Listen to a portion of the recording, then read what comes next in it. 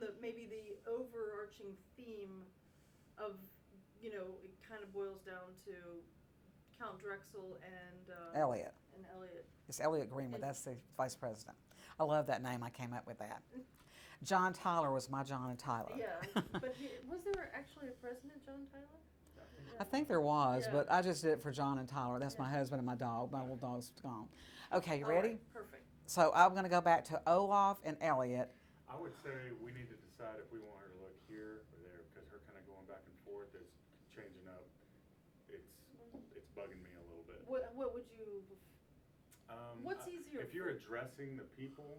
Well, I can do this. You can ask me the question, then I'll just look at him. I should have done that before anyway, and I'll be looking at you. That'll work. Okay, you ready? Yeah.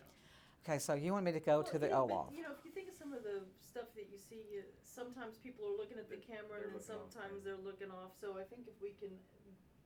Well, I have looked up or something. Is that bad too? I mean, I have done that. No. I mean, just being in thought is fine. I'm just trying to get like a.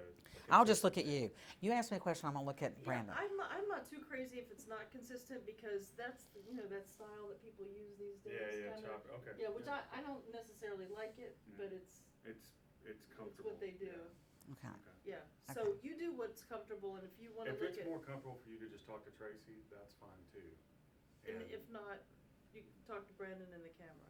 Okay. And I'll just try to. I'm gonna let you try to get through. So, but you want me to go back, Brandon, to Olaf, or do you want me to just go back to Drexel being kidnapped and how odd that was and waking up? You want me to go back to that? Drexel wasn't kidnapped, right? He was. Right. Elliot that was kidnapped. Yeah.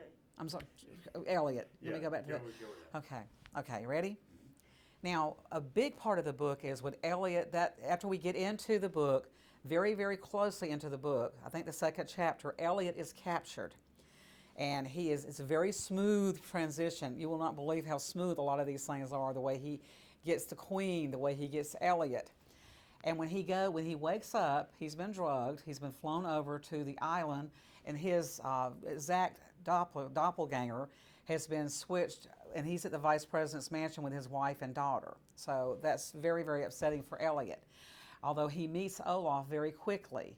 And then he does see what Drexel's up to. And at first, he does not want to cooperate at all, but he says, hey, I have your wife and daughter. I've got him over there with them, and we can do anything we want to. I can even substitute them. I can put androids over there for your wife and daughter. So, of course, Elliot does have to do that. But Elliot, can you imagine waking up and knowing that you're far away from home, you're the vice president of the United States, and you have to fight this genius, this foe that has this vast army of real men, soldiers, mercenaries, and he also has unlimited financial resources. But he does get off the island in a very, very dramatic way. I won't tell you about that, but it's awesome. And he has a hard time getting to London from the island. When he gets to London, though, it's very, very, very exciting. Many things happen there. It involves the Prime Minister. It involves the Queen of England. But then he mixes up with his old friend from M15, Regs, who is wonderful. He's one of my favorite, two of my favorite characters in the story are his brother Olaf and Regs. I love Elliot and I love Count Drexel because he's my mad genius, but those are my favorite four characters. But there are a lot of other good characters in the book. But when he has to get back to he goes to New York, then he has to get back to Washington because he is at a loss. He does not know if John Tyler has been replaced. He doesn't know what senators have been replaced, what cabinet members. So this is very, very dangerous. This is terrorism on a grand scale, much different than we're dealing with today. This is terrorism maybe by androids and replacing people. So it's very timely, I think. That's what I wanted to write. I didn't just want sci-fi, although there's a lot of sci-fi elements in the book, but I wanted a lot of political, the world stage. I did want that in the book also. Very good. So, what do you think? You want to do your Reviews? and then we'll think about and maybe come back because I like it. I had another question. I think is it MI5? I think. Is it M15? I think it's MI. Is it MI5? I think.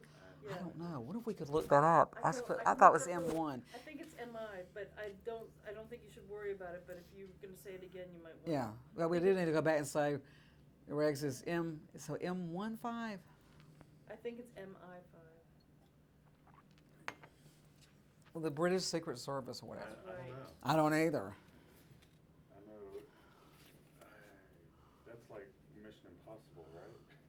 It's a real thing. But y'all think this is good though, really, or are you just saying it? Hang on, I'm sorry. What do you think, Brandon? It is going to be, it's going to come together very well. Really? Yeah, I think it's MI5. It is And there's M-I. MI5 and MI6. I thought it was M1. So should I go back and change that? No, if you say it again, try to use the right Okay. thing. But you know, if you don't know and you don't know, and I'm the only one who knows, nobody's gonna know. So I have these 3 that I should put in because there's, I think, 11 or 12 that are really good, but you know, I wanted these 3 in. Okay, you ready for me? So I should just